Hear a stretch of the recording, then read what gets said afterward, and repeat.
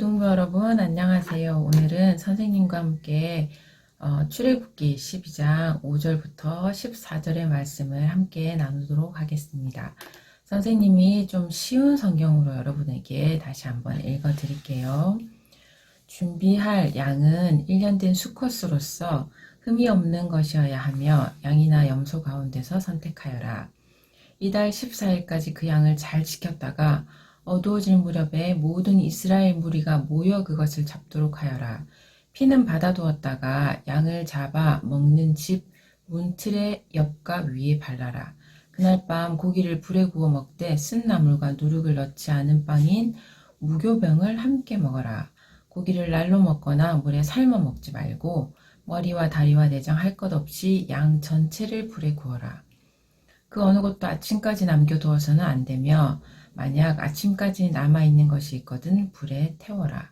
먹을 때는 이렇게 먹어라. 금방 길을 떠날 사람처럼 옷을 다 입고 신발도 신고 손에는 지팡이를 든 채 서둘러서 음식을 먹어라. 이것이 여호와의 유월절이다. 그날 밤 나는 이집트 온 나라로 다니며 짐승이든 사람이든 이집트 땅의 모든 처음 태어난 것을 죽일 것이다. 그리고 이집트의 모든 신들에게도 벌을 내릴 것이다. 나는 여호와다. 그러나 너희가 사는 집에 피가 발라져 있으면 그것이 표시가 될 것이니 피가 발라져 있는 것을 보면 나는 너희를 지나갈 것이다. 내가 이집트 땅을 칠 때 너희에게는 어떤 재앙도 미치지 않을 것이다.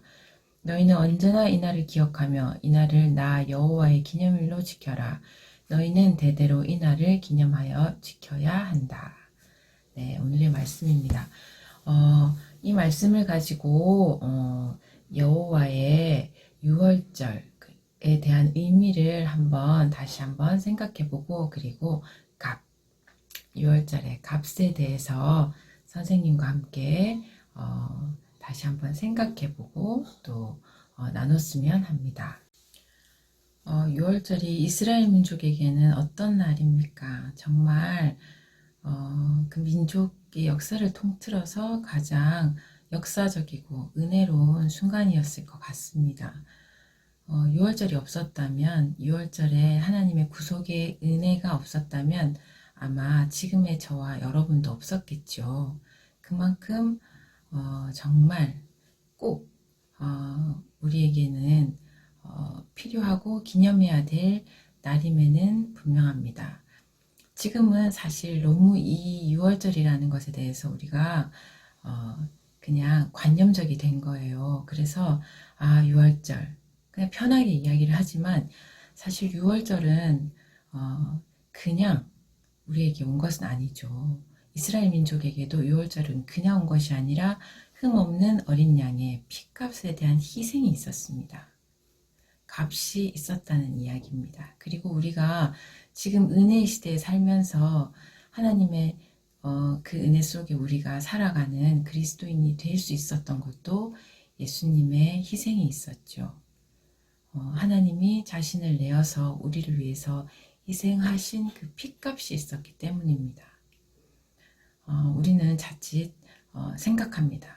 교회에 가는 것이 너무 쉽고 또 우리가 예배 속에 나가지 못하고 우리의 믿음이 가벼운 것이 당연하다.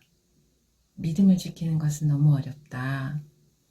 또 세례를 받으면 모든 하나님 주신 그 은혜를 우리가 거저 받는다 하는 너무 쉬운 믿음에 대한 그런 생각을 갖고 있는 것 같아요. 그런데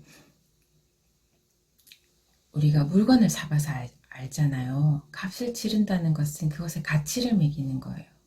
우리가 지금 누리고 있는 하나님의 은혜에 대한 값은 무엇과도 바꿀 수 없는 하나님 자신을 내어줬던 그 피값입니다. 그래서 저는 여러분들이 하나님 안에 있다는 것, 믿음 안에 있다는 것, 또 그리스도인이라는 것에 대해서 얼마나 가치롭고 보배로운 것인가에 대해서 생각을 하셨으면 좋겠습니다. 그러면 그 값을 받은 그 은혜를 받은 우리는 어떻게 살아야 할까요? 선생님이 여러분보다 몇 배 오래 살았는데 쉽지 않습니다. 알고 있습니다. 하지만 한 가지 잊지 않고 감사하며 살았으면 좋겠습니다. 많은 일을 하는 선교사님도 계시고 또 목사님도 계시고 정말 존경할 만한 많은 믿음의 헌신을 하시는 분들이 있지만 여러분들에게 여러분들을 포기하고 모든 것을 내어놓으세요 라고 이야기할 수는 없습니다. 하지만 우리가 우리 마음 안에 그 값에 대해서 빚진 자로서의 그 마음을 갖고 감사하며 살아간다면 우리가 우리 어느 한 부분을 내어드리는데 기꺼이 감사하며 하는 훈련을 거듭하며 그 값에 맞는 가치로운 삶을 살아갈 수 있지 않을까 하는 그런 생각을 하게 됩니다. 그래서 지금보다 조금 더 나은 또 지금보다 조금 더 하나님이 원하시는 삶을 따라가는 우리가 되었으면 좋겠습니다.